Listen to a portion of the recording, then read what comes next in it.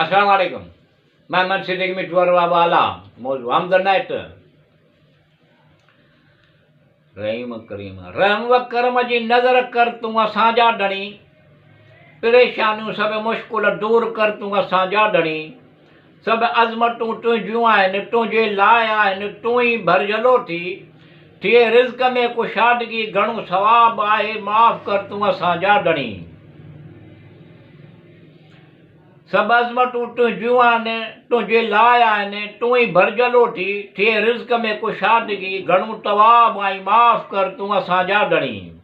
ॾे प्यार मोहबत हथ भराए खुशहाल रहूं सदा झोली ख़ाली आहे सिहत शफ़ात भाग नसीब सां अता कर तूं असांजा डणी जजा ख़ज़ाना ॾे असांखे अमुन जा तलबगार आहियूं बे औलाद ने औलाद ॾे सिहत तंदुरुस्तीअ सां वरी वरी अहसान कर तूं असांजा डणी मुआबे वास्ते वसीलो पंजनि ॿारनि तननि इमामनि जो आसूं मेडूं पुॼाए मिठूअ जा सभु कम थियनि तूं समीन बसीर आहीं थियनि सवलायूं घणियूं असांजा डणी आमद बा सादत मोहम्मद मुस्तफ़ा अहमद मुश्तबा सल्लल्लाहु अलैहि वसल्लम इहो आहे महीनो रबियल अव्वल जनाब रहमतुल आलमीन 12 तारीख़ विलादत बासादत 12 तारीख़ थी इहो आहे महीनो रबियल अव्वल संदन सल्लल्लाहु अलैहि वसल्लम जिस्म मुबारक जो पाछो न हो इहो आहे महीनो रबियल अव्वल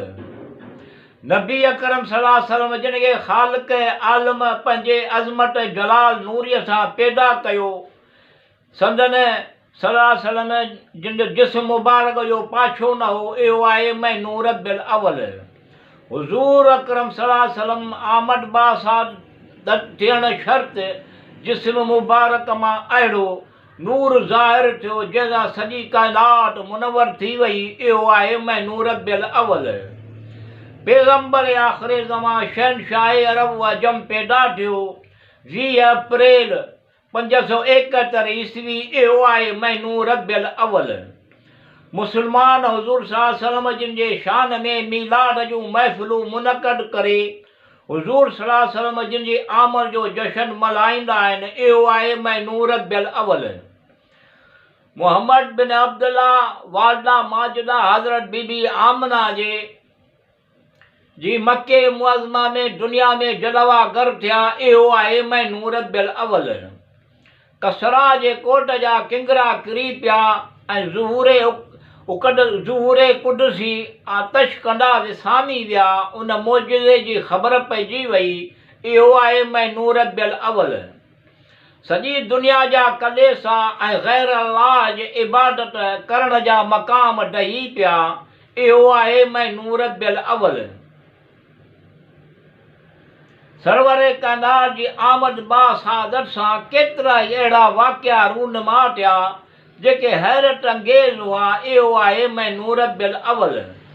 रब्बुल आलमीन अल्लाह साईं मिठूअ जूं आसूं मेडूं पुॼाए तूं वास्ते मुहाबे हुज़ूर अकरम करीम सल्लल्लाहु अलैहि वसल्लम जे इहो आहे महीनो रबियल अव्वल